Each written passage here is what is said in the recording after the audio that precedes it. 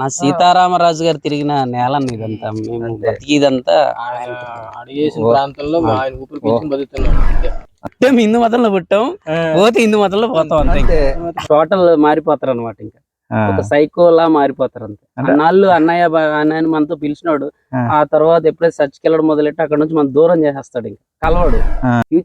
Future generation కి మేము అందియాలి, ఒక వారధిగా ఉండి. ఇప్పుడు సో ఈ ఏదైతే క్రిస్టియన్ మతాలు ఉన్నాయో వీటి నుంచి రక్షించాలని ఒక ధ్యేయంతో మేము పనిచేస్తున్నాం. జై శ్రీరామ్. శ్రీరామ్ ఎలా ఉన్నారు? బాగున్నా. అందరూ బాగా ఉన్నారండి. అందరూ. తమ్ముడు నువ్వు వచ్చినప్పుడు ఆగుదామని చెప్తాను. పడుకున్నావు చూసాను. పారపానికి వెళ్ళామన్నా, సేల్ వచ్చింది. పారపని చేసి అయితే అన్నాడు వెళ్ళేటప్పుడు మనం కలుద్దాం అని.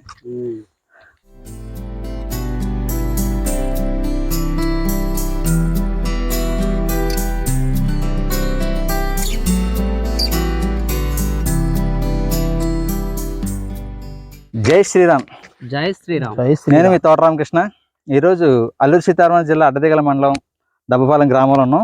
ఈ ప్రదేశం ఎక్కడుంది ఏంటన్నది తమ్ముడు విశ్వారెడ్డి, నా తమ్ముడు గణేశ్వర్ రెడ్డి, అలాగే తమ్ముడు రాంబాబు, వీళ్ళందరూ ఇక్కడ హిందూ ధర్మం గురించి పోరాడుతున్నారు.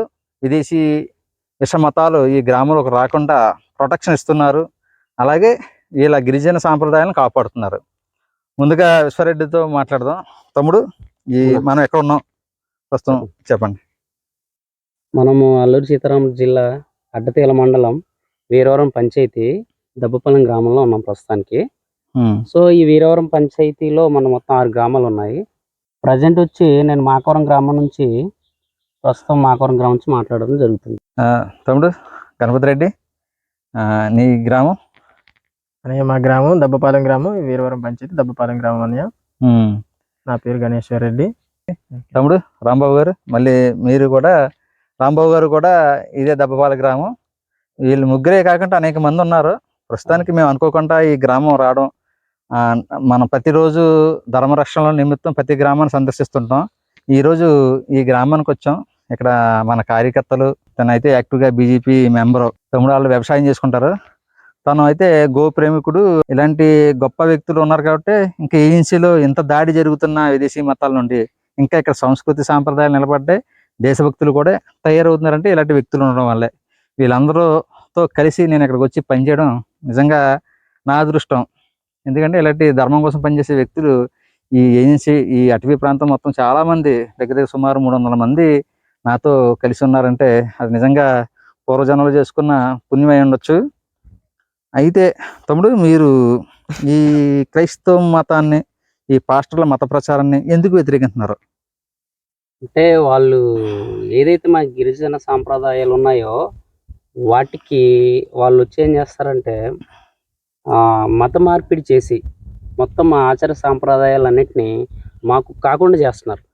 దానివల్ల ఇక్కడ జరుగుతున్నది ఏంటంటే కుటుంబ వ్యవస్థ నాశనం అయిపోతుంది. కుటుంబాల మధ్య బంధం కోల్పోతున్నాం. ఇంకోటి వ్యవసాయం, అంటే మేము వ్యవసాయం కూడా మన ఆచార సంప్రదాయాలతో ఇంక్లూడ్ అయి చేస్తూ ఉంటాం. సో అటువంటివి కూడా దూరం చేసేస్తున్నారు.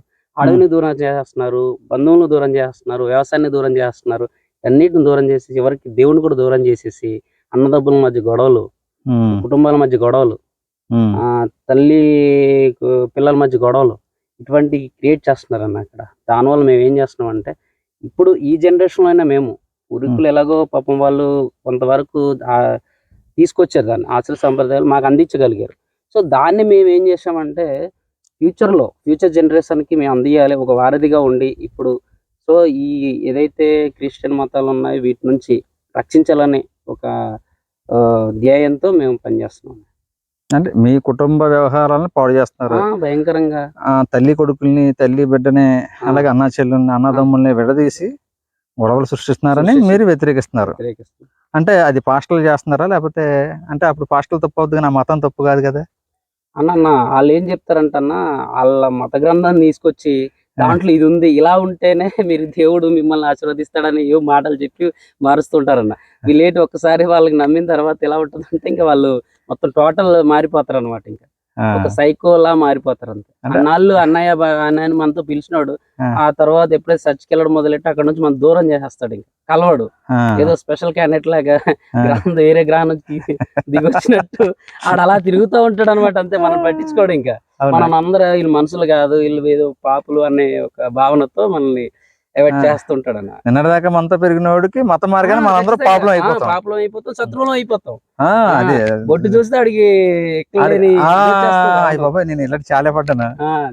అంటే ఇక్కడ గిరిజనులు బేసిక్ గా అమాయకులు కదా, మాకున్నంత ఇదిగా లేదనుకున్నాను, మాకులాగే ఉంది మీకు కూడా. అయితే తమ్ముడు గణపతి రెడ్డి, నువ్వు వ్యతిరేకించడానికి గల కారణం తమ్ముడు సరెడ్డి చెప్పాడు, నీవు ఎందుకు వ్యతిరేకిస్తున్నావు అన్న? ఇది ఎందుకు వ్యతిరేకిస్తున్నాను అంటే అన్న, ఇది అబద్ధం కాబట్టి, పచ్చి అబద్ధంగా ఏదైతే క్రైస్తవ మతం అనేది ఉన్నదో అది ఒక పచ్చి అబద్ధం కాబట్టి దాన్ని బలంగా ఎదురు తిరగలుగుతున్నాం.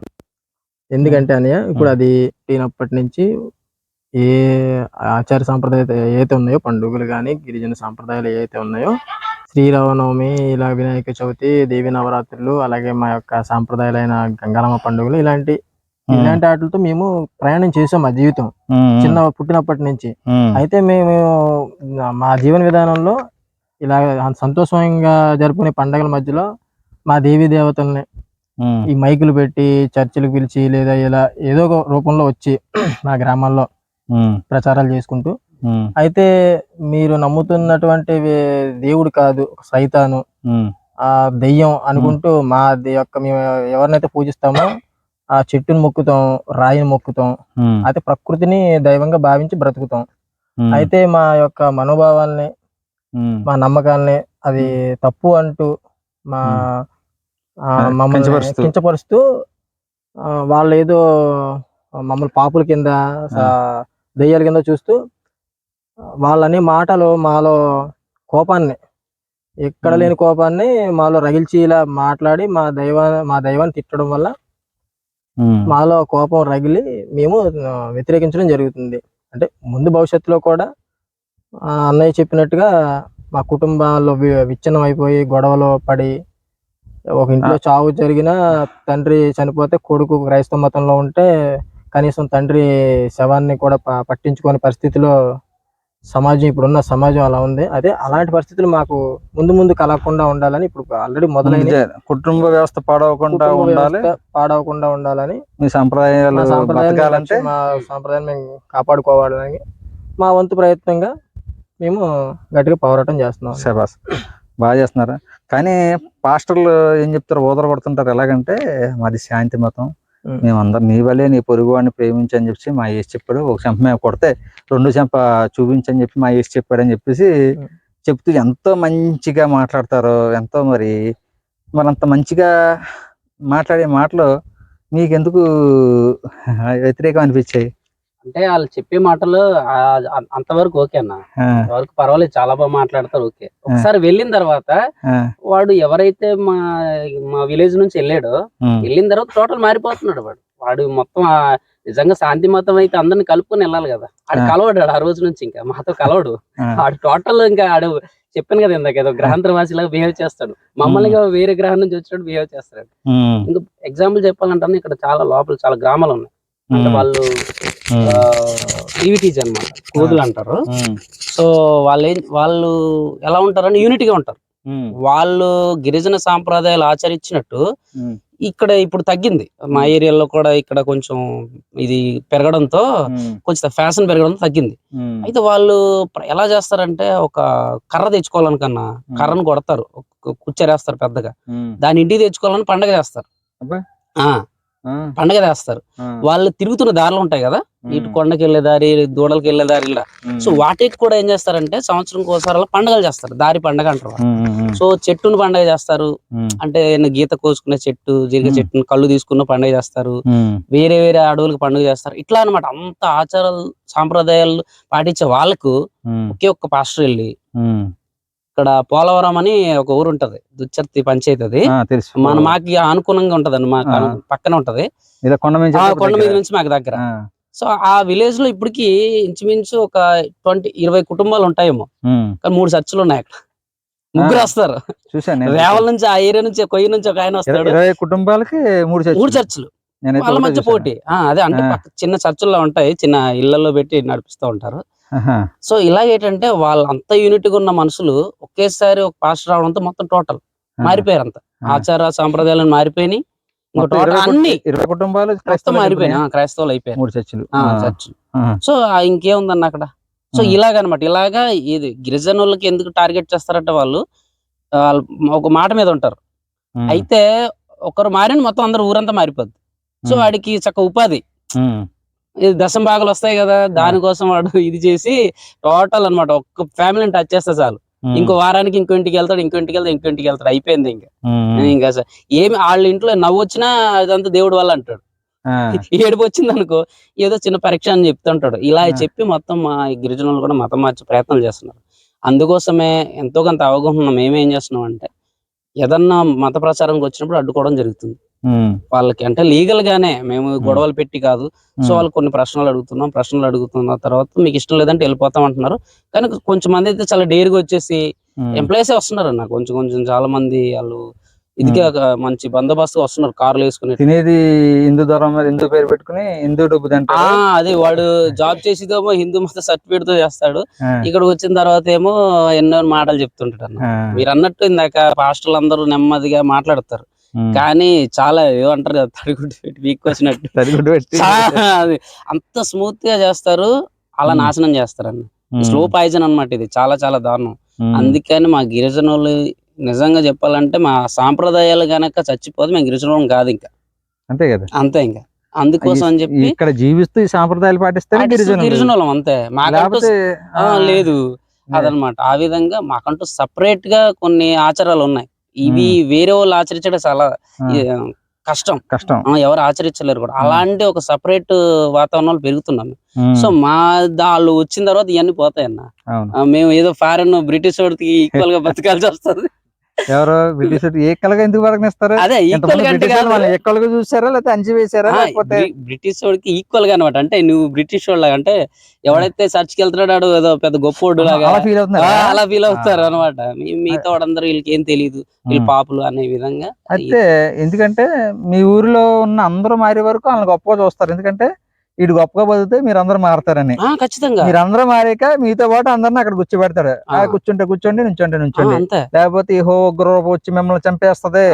అవునవును, దేవుడికి వ్యతిరేకంగా వెళ్తున్నారు, అవును, మీరు మళ్ళీ తిరిగి మీ సాంప్రదాయాలు పాటిస్తే సైతాన్ని పూజిస్తే యెహోవా మిమ్మల్ని రక్తం కక్కు చచ్చిపోయేలా చేస్తాడని చెప్పి బెదిరించడంతో చాలా మంది అందులోకి వెళ్ళి వాళ్ళ కష్టాలు పడుతున్నా సరే, అందులో నష్టాలు పడుతున్నా సరే, ఇబ్బందులు పడుతున్నా, బాధలు పడుతున్నా సరే అందులోనే మగ్గిపోతున్నారు. ఇవన్నీ నాకు తెలుసు. అందుకే క్రైస్తవులను నేను వ్యతిరేకించను. ఈ క్రైస్తవులు ఇన్ని బాధలు పెట్టి ఇంత మోసం చేస్తున్న పాస్టర్లను వ్యతిరేకిస్తాను. ఆ పాస్టర్లను వ్యతిరేకించి మీలాంటి వాళ్ళందరితో కలిసి పనిచేస్తాను. నిజంగా చాలా గొప్పది. ఎందుకంటే అసలు మీకు మళ్ళీ ఇంకొక ప్రశ్న ఏంటంటే మీకు ఎవరైనా చెప్పి చేయిస్తున్నారు లేకపోతే మీరే చేస్తున్నారా? ఇదైతే మేము ఎవరో చెప్పి చేయించేది కాదు, మాకి స్వతహాగా పుట్టుకొచ్చింది ఇది. ఎందుకంటే వాళ్ళ యొక్క ఆగడాలు ఉంటాయి కదా, అది చాలా ఎక్కువ అయిపోతున్నాయి ఇక్కడ. ఎందుకంటే మేము మా ఆచారాలు చూస్తున్నాం, మా పెద్దలను చూస్తాం. సో దీన్ని కాపాడుకునే సిచ్యువేషన్ మాకు ఉంది. దాన్ని కాపాడుకోలేదు మేము ఖచ్చితంగా. మేము కాపాడి నెక్స్ట్ జనరేషన్ కి అందివ్వాలి. నాన్న ఇచ్చిన తాత ఇచ్చిన ఇంటి పేరు కావాలి, తాత ఇచ్చిన భూములు కావాలి, తాత ఇచ్చిన ఇల్లు కావాలి, తాత ఇచ్చిన కులం కావాలి, మరి తాత ఇచ్చిన మతం కావాలి కదా. నిజాయితీగా ఉన్నవాడు ఎవరికైనా కావాలన్నా, నిజాయితీగా పుట్టినోడు ఆడకే పుట్టినోడు కావాలి ఖచ్చితంగా, అంతే కదా. అయితే మీరు ఇలాగా మీరు దేశం కోసం ధర్మం కోసం చేయట్లేదు. పైన మోడీ గారు వచ్చారు కాబట్టి మిగిలిన వాళ్ళకి 40,000 30,000 జీతాలు ఇచ్చి చేయిస్తున్నారని చెప్పి ఈ పాస్టర్లు, క్రైస్తవులు, ఈ కమ్యూనిస్టులు చెప్తున్నారు. నీకెంత జీతం వస్తుంది? నీకెంత వస్తుంది అన్న? కనీసం మండల్ లెవెల్లో ఎవరికి పరిచయస్తులు కూడా కాదు. ఎమ్మెల్యేకి మేము పరిచయం లేదు, ఎవరికి లేదు. మాకెలా వస్తుంది అన్న? మాకు ఏమీ రాదు. మోడీ పంపిస్తున్నాడండి. అవునండి, అవును, మోడీ పంపిస్తున్నాడు. నాకు 40,000 పంపిస్తున్నాడు అని చెప్పి 2 లక్షలు పడతాయి ఖచ్చితంగా. 2 లక్షలు పడతాయి, నాకు 1 లక్ష రూపాయలు పడతాయి రోజుకి. నిజంగా అన్న, మోడీ గారు లాంటి వ్యక్తులు, మా లాంటి వ్యక్తులు పంపిస్తే ఇంకా భయంకరంగా పనిచేసే వాళ్ళం. లేదన్న, అది కరెక్ట్ గా పంపించినా కూడా మేము ఏది ఆశించి పనిచేయం, రూపాయి కూడా తీసుకోండి. మన హిందూ ధర్మమే చెప్పిద్దన్న. ఇది ఆశించదు అంతే. ఇంకా మనం ఏంటంటే హిందూ ధర్మం ఏంటంటే ధనం కోసం డబ్బు కోసం చేసేది కాదు కదండి. అయితే ఏం చేసంటే అన్న. మన హిందువులకి మన మీద వ్యతిరేకత రావడానికి ఈ క్రైస్తవులు, కమ్యూనిస్టులు, ఇటువంటి హిందూ ధర్మ దేశ వ్యతిరేకులు ఎవరైతే ఉన్నారో వాళ్ళు ఈ కుట్రలు చేస్తుంటే దాన్ని మన హిందువులు నమ్మి మనల్ని అనుమానిస్తున్నారు. ఖచ్చితంగా జరుగుతుంది. జరుగుతుంది. అలా మాటలు మీకు ఏమైనా వచ్చినాయి? నాకైతే చాలా రోజుల నుంచి వస్తున్నాయి. 2014 నుంచి మోడీ వచ్చిన కానీ పని చేస్తారంటే మోడీ వచ్చాడని ధైర్యంతో పని చేస్తున్నాను. ఖచ్చితంగా మోడీ ఏదో ఇస్తున్నాడని కాదు. అయితే దానికి ఇలా పెడుతున్నారు. మరి నా అప్పులన్నీ వీళ్ళు కడతారో ఏంటో తెలియదు కానీ అన్న ఇక్కడ ఏంటంటే అన్న, మీలాంటి వ్యక్తులు వచ్చినప్పుడు హిందూ పరిషత్ వాళ్ళు గాని, పంతులు గాని ఇలాంటి వాళ్ళు వచ్చినప్పుడు మమ్మల్ని కలుస్తారు అన్నమాట. మీ పంచాయతీకి వచ్చినప్పుడల్లా మమ్మల్ని కలుస్తూ ఉంటారు. కలిసినప్పుడల్లా వీళ్ళు అనుకుంటారు వీళ్ళు ఏదో సంస్థల్లో పనిచేస్తున్నారు, వీళ్ళు డబ్బులు వస్తాయి. సో ఆ పాస్టర్ ఏం చేస్తాడంటే, ఎవడైతే మాలాంటి వాళ్ళు చాలా తక్కువ మంది ఉంటారన్న, గ్రామానికి ఒకరు ఇద్దరు ఉంటారు. మిగతా వాళ్ళు ఏంటంటే వాళ్ళని మేము పుష్ చేయాలి, మేము ముందుంటే వాళ్ళు వెనకాల వచ్చేస్తారు. మీకు సంతోషం ఏంటంటే మీకు అలాంటి వ్యవస్థ ఉంది. పుష్ చేస్తే వెనకాల వస్తున్నారు, భయంకరంగా చోట్ల రారు. మాకైతే అది ఉందన్న. సో దానికి ఏంటంటే మమ్మల్ని కలుస్తారు. కలిసిన తర్వాత వీళ్ళు అనుకుంటారు ఏంటంటే, పాస్టర్ చెప్తాడు వాళ్ళకి వస్తుంది కాబట్టి మంచి మీరు వెనకాల వెళ్తారు, మీకే వస్తుంది, ఎందుకు అవసరమా, రండి సచ్చికండి. ఇది ఒక ఎత్తుగడ అన్న, వాళ్ళలో మార్చుకోవడానికి, మత మార్పిడి చేయడానికి ఇది ఒక ట్రిక్ అంతే. అంటే మమ్మల్ని వీక్ చేస్తే అడిగి పని అయిపోతుంది ఈజీగా.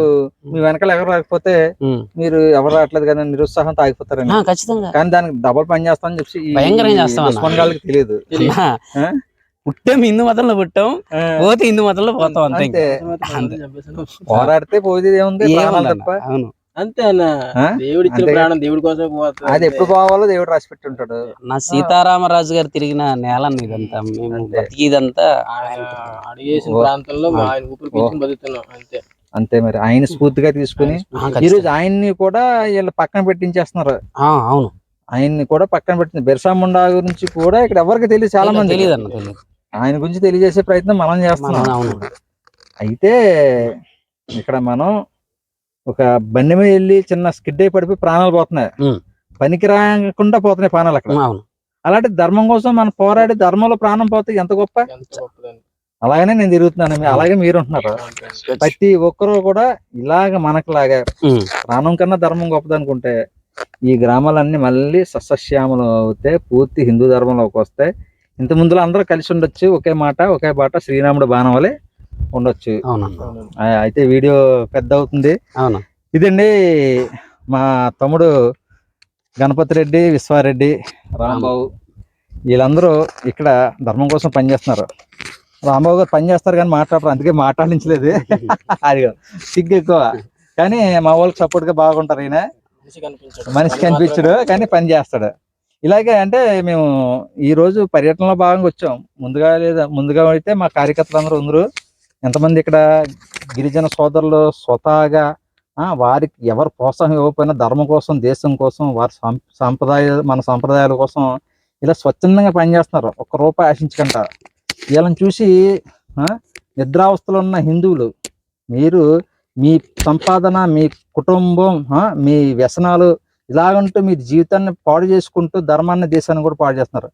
కనీసం మా తమ్ముళ్ళని చూసినా సరే ధర్మానికి పనిచేయని హిందువులారా మీరు ఒకసారి ఆలోచించండి, ఎక్కడైనా మారి మన దేశాన్ని, ధర్మాన్ని రక్షించుకోవడానికి మీకు ఎటువంటి అవకాశం ఉందో ఆ విధంగా చెయ్యండి. ధన రూపాన ఏదైనా హిందూ సంస్థలకు ధన రూపాన, లేకపోతే కార్యక్రమాలు చేయాలంటే మేము ఎవరో పని చేయం, ధర్మం కోసం పని చేస్తాం, మా జేబు నుంచి పెట్టలేం, మాకెమ్మని అడగం. కానీ ఏదో ఒక మాకలాంటి సంస్థలు, మాకెమ్మని కాదు, మాకలాంటి సంస్థలు ఎవరైనా సరే ఏదైనా కార్యక్రమం చేస్తే ఆ కార్యక్రమం కావాల్సిన వనరులు ధన రూపాన, వస్తు రూపాన, లేకపోతే అవి ఏమి లేకపోతే మాట సహాయం, అన్నట్టుకంటే ముఖ్యమైనది మాట సహాయం. ఈ మాట సహాయం చేసి మన దేశాన్ని, ధర్మాన్ని రక్షించుకునే ఒక ఈ యజ్ఞంలో వీరు కూడా పాలు పంచుకుని మన ధర్మాన్ని, దేశాన్ని రక్షించాలని మీ అందరికీ చేతులెత్తి మొక్కుతూ నమస్కరించు చేసుకుంటున్నాను. అలాగే వీళ్ళందరినీ పరిచయం చేశాను. ఈ వీడియో తీస్తుంది మా తమ్ముడు. ఆ తమ్ముడు గురించి తర్వాత వీడియో చేస్తాను. గతంలో చెప్పాను కదా గర్వాపసి, ఆ తమ్ముడితో సపరేట్గా అతను ఎందుకు క్రిస్టియానిటీ నుంచి హిందూ ధర్మంలోకి వచ్చాడో తెలియజేస్తాను. జై శ్రీరామ్. జై శ్రీరామ్. జై శ్రీరామ్. జై శ్రీరామ్.